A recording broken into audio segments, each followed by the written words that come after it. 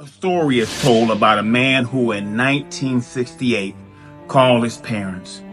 As soon as they heard his voice, they were elated.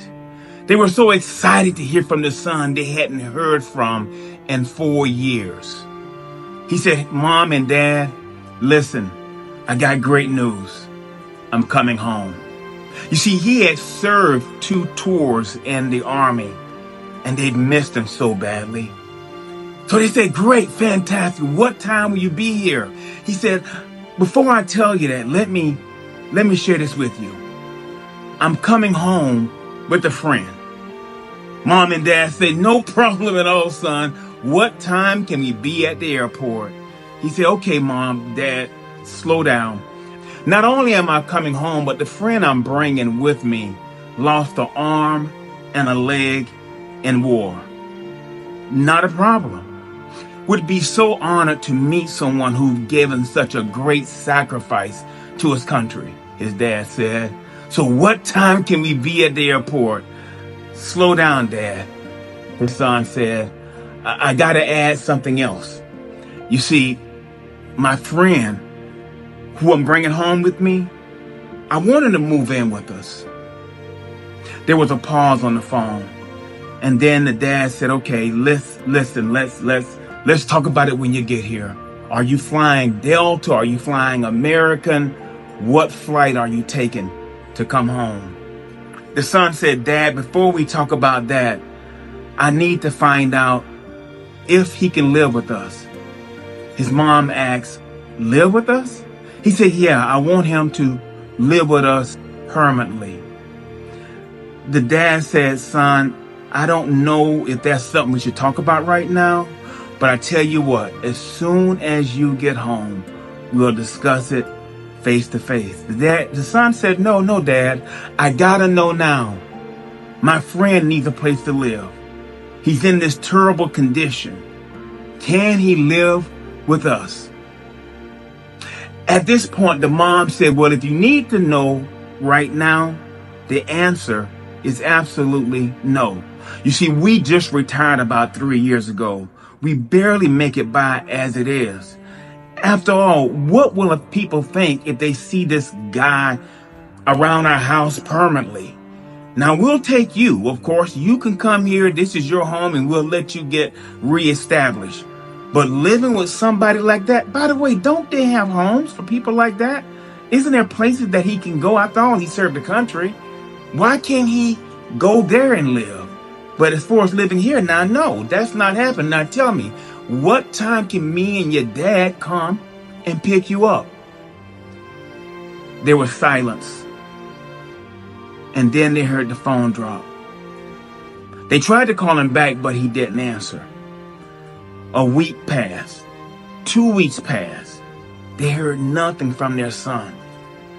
And then about week 3, they got a phone call. It was from California.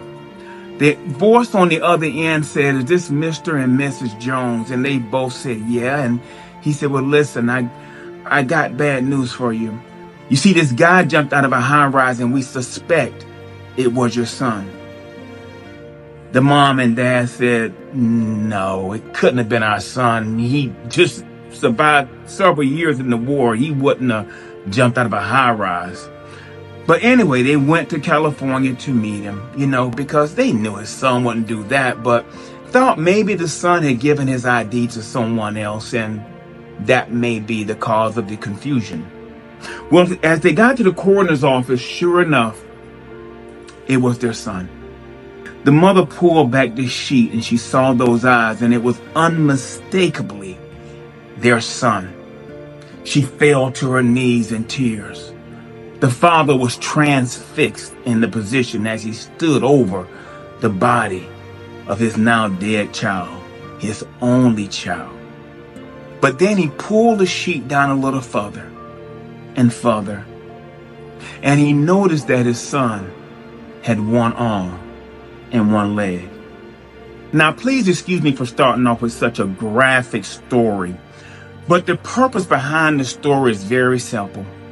Some people cannot deal with the pain of rejection. It might be the rejection of coming back home wounded from war. It might be the rejection of stepping up to that beautiful girl and her telling you no. It might be the rejection of a child who no longer speaks to you. It may be the rejection of a father you never knew. There's something at the core of man that refuses to ingest the bitter taste of rejection. But it's a pain that we all at times will have to ingest. The key to it is this: when you have that pain that is so bitter to the tongue, will you waste that pain, or will that pain make you better? I used to have a 5 a.m. phone call where I would talk to men and women of God all over the world. It would be literally 100 people we would touch every single morning at 5:30. I'm in Atlanta, and we would call people as far away as Paris, France, and parts of Africa. We would call people in the Caribbean and the West Coast. There was a brother on the phone call by the name of Wesley. Wesley had over 100 surgeries in his brief life. Wesley was a guy who dealt with tremendous amounts of pain. Pain I'm sure he dealt with every single day of his life. Wesley was bound to a wheelchair. Wesley couldn't work, but Wesley had on his Facebook page, "I love praying for other people." In fact, he would call me at 5 a.m. just to pray with me before I pray with others. That's the kind of person Wesley was. Wesley was a brother who had learned either intrinsically or someone had shared with him how to take that pain and allow it to make him better. Why? Because so often in life it's so easy for us to waste the pain we're going through. What are you going through right now? Is it the pain of a divorce? Is it the pain of having cancer? Is it the pain of rejection from a spouse who is cheating on you? Is it the pain of a person who owes you money and you're barely scraping by and they just treat you like dirt? What kind of pain are you dealing with? Will you allow that pain to make you better, or will you waste that moment in your life? With that being said, when Jesus came to earth, he had a very simple assignment. When God sent him here, he basically told him this: I want you to go to earth. I want you to be there for 30 years and not do a whole lot. But in 3 years, I want you to turn the world upside down. I want you to change the very hearts and mind of men and women who you encounter. I want you not to leave a mark on earth. I want you to leave a dent that the world would never forget. You see, I want you to go down there and I want you to give your life for all mankind. That's your assignment. So with this enormous assignment, Jesus has 3 years to get it done. 36 months. Now, follow me. Jesus got 36 months to fulfill this huge assignment. He's all God, but he's also all man. Now, Jesus has 4 brothers: James, Judas, Simon, and Joseph. 4 brothers: James, Judas, Simon, and Joseph. If you were going to change the world, no, forget that. If you were going to start a church and change your side of town, that's your assignment. And you only got 3 years to do it. And you got 4 brothers. 4 brothers who know you and know you well. Wouldn't you probably start with your brothers? Wouldn't it be great for you to speak to your brothers and your brothers would be so excited? They go, yeah, let's go do this. Where do you want to start? That wasn't Jesus' story. You see, when Jesus was on the cross, when he looked down, James, Judas, Simon, and Joseph were not there. How must it have hurt Jesus to know not only his brothers were not there, but even with the exception of one, the disciples he poured so much of his heart and mind and soul into were not there. Question: when Jesus was on the cross, when he was having the nails beat in his hands, when he was being scourged before he got to the cross, Do you think that hurt him more than having Peter reject him? I would contest that the emotional pain of having someone you love turn their back on you is even more painful than even the physical pains we endure in life. Why? Because those pains that we endure will eventually heal. But it's the pain of a mother saying she hates you. It's the pain of a father saying you're not his child. It's the pain of a wife who betrays you, or a husband who walks away, that can leave a wound in you that can be almost impossible to forget. There's an old saying, there's no hurt like church hurt. That's a lie from the pits of hell. There's no hurt like family hurt, like friend hurt. Why? Because there's no one like your family or your friends who know how to take the knife and twist it slow inside your heart. So when you've dealt with that amount of pain, what do you do when you're trying to process pain that hurts you to the very core? When you're dealing with that amount of pain, can I tell you something? You have to raise yourself up emotionally and even physically and say, Daddy, I love you, but what you said will not stop me from doing what God would have me to do. Sister, brother, mother, cousin, I love you, but what you've done to me will not stop me from what God would have me to do. You see, the enemy will send these people in your life to destroy and hurt you. But you have to articulate that what God has for you is greater than anything the enemy can do to you. Let me run that back again. What God has for you is greater than anything the enemy could ever do to you. So to get there, you must first and foremost never make the pain personal. Never make it personal. As hard as it may be to accept when you're in that moment of pain, it's not the father saying those terrible things. It's not your mother who did those wretched things to you. It's the enemy using them as a tool to circumvent everything that God would have you to do. You see, think about it as a puppet master. If you get upset with the puppet, you will feel foolish. That puppet told jokes about me. That puppet called me ugly. That puppet called me fat. It's not the puppet, boo. It's the one who's controlling the strings. Don't get upset with the puppet, the father, the boss, that person in traffic.